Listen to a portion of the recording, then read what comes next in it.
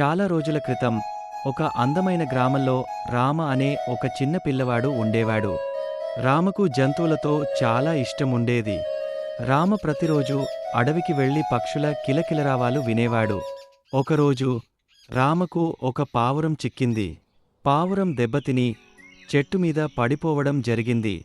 రామ ఎంతో కష్టపడి పావురాన్ని నయం చేశాడు. పావురం రామకు ధన్యవాదాలు తెలుపుతూ, "నువ్వు ఎంతో మంచి పిల్లవాడివి. నీకు భగవంతుని ఆశీస్సులు ఉంటాయి" అని చెప్పింది. ఆ పావురం రోజూ రామ ఇంటికి వచ్చి రామతో కబుర్లు చెబుతూ ఉండేది. పిల్లలందరూ రామను చూసి స్ఫూర్తి పొందారు. రామ, పావురం మధ్య గాఢమైన స్నేహం పెరిగి ఇద్దరూ సంతోషంగా ఉంటూ అందరికీ సహాయం చేస్తూ ఉండేవారు. అలా రామకు పావురం ద్వారా సహాయ సమర్థత మరియు సహనం పాఠాలు నేర్పించబడింది. ఇప్పుడు రామ ఒక మంచి వ్యక్తిగా మారి అందరికీ ఆదర్శంగా నిలిచాడు. ఈ కథ ద్వారా మనం సహాయం, ప్రేమ మరియు స్నేహం విలువలను తెలుసుకోవచ్చు.